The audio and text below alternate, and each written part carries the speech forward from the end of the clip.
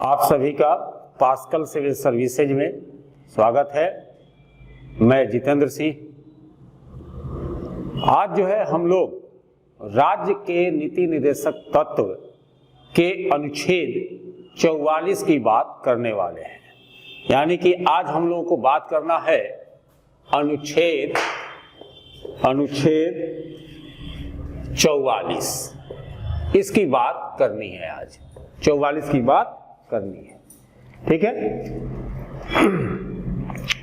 यानी कि 44 जो है अनुच्छेद कहता है कि नागरिकों के लिए एक समान सिविल संहिता, यानी कि नागरिकों के लिए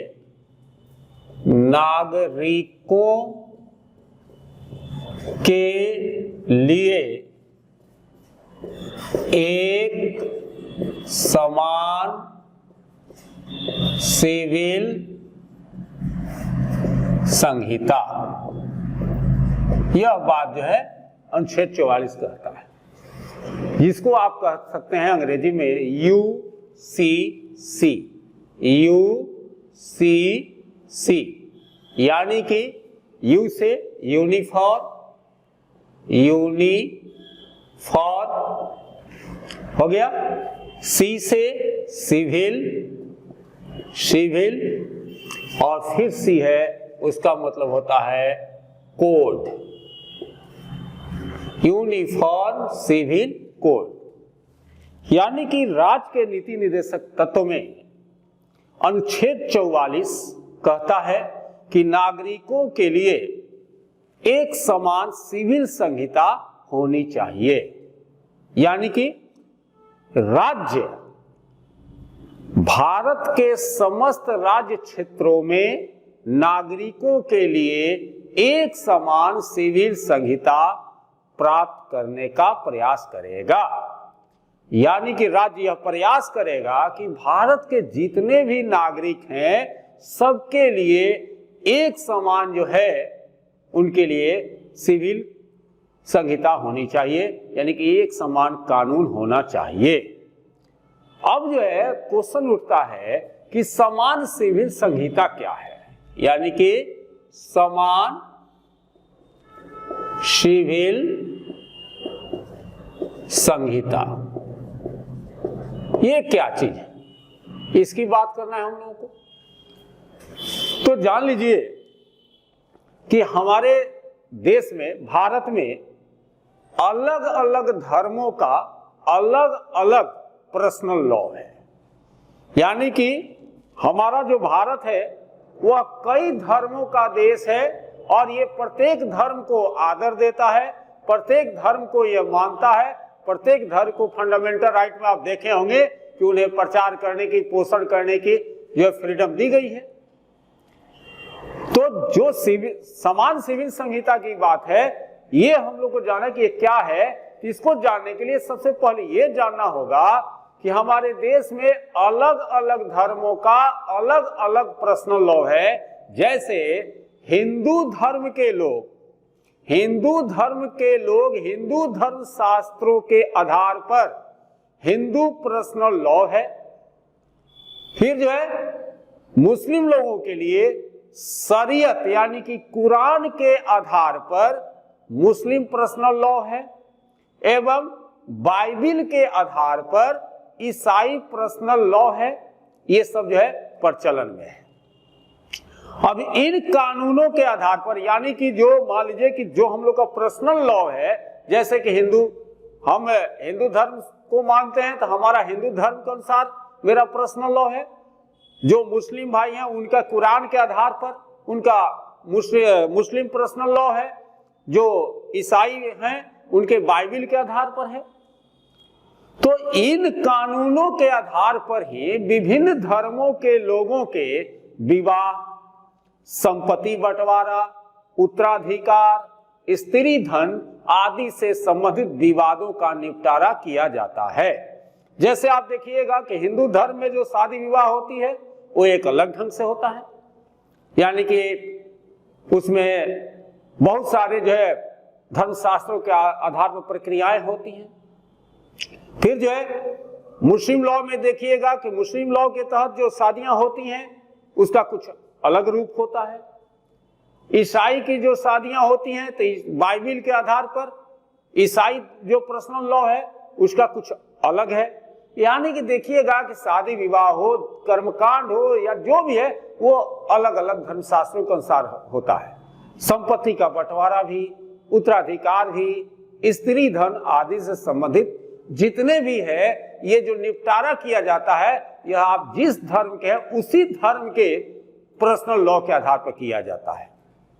लेकिन अब एक ही जगह एक ही देश में रहकर अगर मान लीजिए कि हमारे लिए अलग पर्सनल लॉ है, किसी अन्य के लिए अलग पर्सनल लॉ है, तो यहां लंबे समय से मांग की जा रही है और हमारे संविधान में इस बात की चर्चा भी कर दी गई है कि आने वाले समय में अगर भारत प्रयास करेगा कि सबके लिए यूनिफॉर्म सिविल कोड एक समान होना चाहिए, तो यह मांग जो है लंबे समय से की जा रही है कि भारत में समान सिविल संहिता लागू की जाए। अब समान सिविल संहिता का अर्थ है देश के सभी नागरिकों के लिए, यानी कि इसका अर्थ है कि देश के सभी नागरिकों के लिए, यानी कि सभी नागरिकों के लिए चाहे वे किसी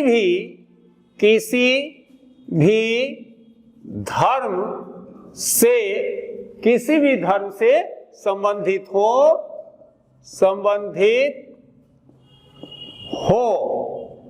ठीक है। विवाह, संपत्ति बंटवारा, ठीक है, उत्तराधिकार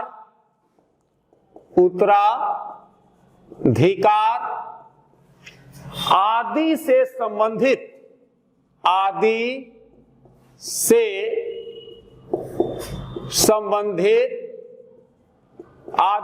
संबंधित एक समान कानून लागू करना, एक समान कानून जो है लागू करना। ठीक है।